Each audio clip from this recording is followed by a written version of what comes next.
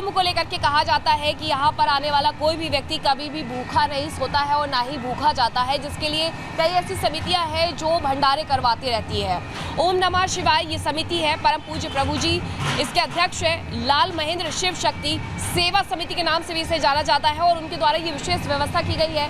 बड़े बड़े कड़ाहे चढ़ाए गए हैं और इसमें एक बार में लगभग 20 से 25 हजार लोगों का खाना बनता है। और ये माघ मेला हो, कुंभ मेला हो या फिर महाकुंभ मेला हो, हमेशा ये खाना इसी तरीके से यहाँ पर बनते रहता है। तो अब चिंता मुक्त हो जाइए। संगम पर गंगा में गोते लगा, रेती पर रमता जोगी संतों के दर्शन पा आपको भूख के लिए भटकना नहीं पड़ेगा। इसके लिए इंतजाम शिव सेवा शक्ति ने कर दिया है, जिनका भंडारा 26 फरवरी तक 24 घंटे अनवरत जारी रहेगा। हमारे 7 जगह भंडारे चलते हैं पूरे मेले में। सब 7 जगह मिला करके जब मेला चालू हो जाएगा तो 20 से 25, अभी तो 6-7 लाख लोग खा रहे हैं, उसमें 25 लाख लोग खाना खाएंगे। 25 लाख। और पूड़ी सब्जी कढ़ी भात, ये हमारे यहाँ शाम के समय पूड़ी सब्जी और दिन के समय कढ़ी भात। हम लोगों का एक नारा है, न कोई भूखा सोने पावे, न कोई भूखा जाने पावे, न कोई भूखा रोने पावे। संगम पर जहां एक तरफ महाकुंभ से पहले भोजन भजन के साथ आनंदोत्सव का आगाज हो चुका है, तो वहीं दूसरी तरफ अखाड़ों के छावनी प्रवेश के साथ हवन पूजन की भी शुरुआत होने लगी, जिसमें भारत को विश्व गुरु बनाने की आकांक्षाओं के साथ करोड़ों आहुति डाली जाएंगी। अग्नि अखाड़े का मुख्य उद्देश्य है कि अपने सनातन धर्म के हवन प्रतिनिधि को, सनातन धर्म के वेदों के प्रतिनिधि को समान रूप से जन जन को तक पहुंचाना और जन कल्याण के लिए उसका उपयोग करना। हम अपने विश्व पटल में भारतवर्ष को विश्व गुरु के रूप में देखना चाहते हैं। ये अग्नि अखाड़े का मुख्य उद्देश्य है। अब चाहे हवन पूजन हो या भोजन भजन, महाकुंभ की महिमा बढ़ाने वाले अनोखे रंग अब दुनिया को सनातनी रंगों में रंगने लगे हैं, जिसकी छटा देखते ही बन रही है। Bureau report, Republic Bharat. तो देखिए, महाकुंभ की जो तैयारियां हैं वो लगभग अपने अंतिम चरण में है और बहुत सी जगह तो पूरी हो चुकी है। ऐसे में अखाड़ों ने भी अपनी जो परंपरा है उनको पूरा करना शुरू कर दिया है। अगर हम निर्मोही अग्नि अखाड़े की बात करें तो उन्होंने भी एकदम ध्वजारोहण कर एकदम एक अलग ही वातावरण दिखाया, जहां पर हवन हुआ, पूजन हुआ, शुद्धिकरण किया गया पूरे वातावरण का। इसी को कवर करने के लिए हमारी सहयोगी मीनाक्षी पहुंची, ग्राउंड जीरो से उनकी रिपोर्ट दिखाते हैं। महाकुंभ में अब अखाड़ों में धर्म ध्वजा स्थापित होने लगी है। निर्मोही अग्नि अखाड़ा है ये, जहाँ पर आज धर्म ध्वजा की स्थापना कर दी गई है। यहाँ की धर्म ध्वजा थोड़ा अलग होती है, जिसका रंग सफेद होता है और हनुमान जी उस पर विराजित होते हैं।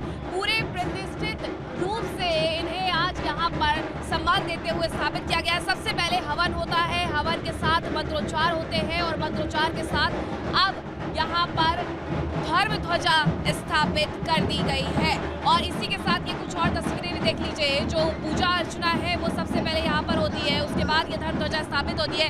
धर्म ध्वजा की स्थापना हो गई है। क्या कुछ कार्यक्रम होता है धर्म ध्वजा की स्थापना के पहले? ये धर्म ध्वजा के पहले पूजन पाठ होता है गणेश गौरी का, और फिर हनुमान जी महाराज भगवान रामचंद्र जी का पूजन होता है और अस्त्र शस्त्र से अखाड़े का जो है सम्मान किया जाता है। अभी यहाँ पर तीनों अनीय अखाड़ा के जो श्री महंताएं हैं और हमारे निर्मोही अनीय अखाड़ा में जो है भव्य पेशवाई होगा 8 तारीख को, और हनुमान जी महाराज का पूजन हुआ है। ये जो देख रहे हैं सफेद ध्वजा में श्री हनुमान जी महाराज हैं, जो द्वापर में भगवान कृष्ण ने अर्जुन के ध्वजा में रथ में बैठाया था। ये वही धर्म ध्वजा है।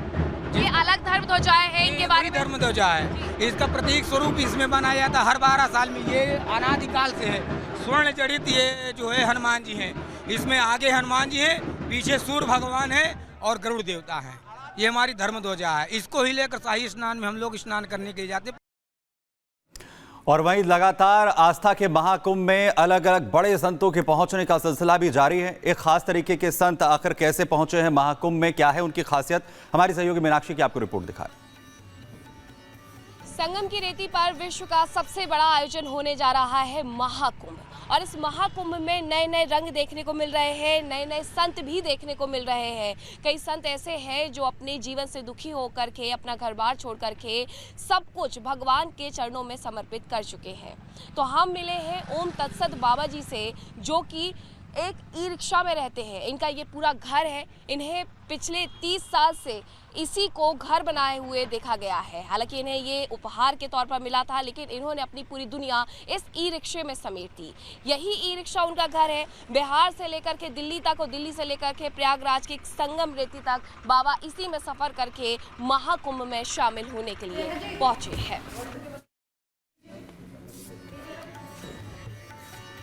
और इसी बीच अपने दर्शकों को बताते, देखिए महाकुंभ की शुरुआत 13 जनवरी से हो रही है, जो कि 26 फरवरी तक चलेगा और ऐसे में 40 करोड़ लोगों के पहुंचने का अनुमान व्यक्त किया जा रहा है। लेकिन वहीं संगम घाट पर अगर पहुंचना है तो नाव के जरिए ही पहुंचना होगा। ऐसे में भारी संख्या में नाव के निर्माण का काम भी तेजी से चल रहा है। कैसे, इस रिपोर्ट में देखिए।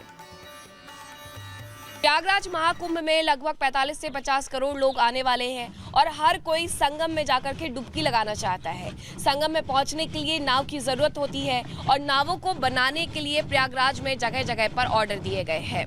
यहां संगम में उतारने के लिए लगभग 50 नावें तैयार की जा रही है, क्योंकि 1500 नाव ऐसी है जिन्हें पूरी तरीके से रिजेक्ट कर दिया गया है ताकि श्रद्धालुओं की सुरक्षा बनी रहे। इसीलिए नई जो नाव है उन्हें बनाने का ऑर्डर दिया गया है और लगभग 2000 नई नाव इस बार संगम में उतरेंगी।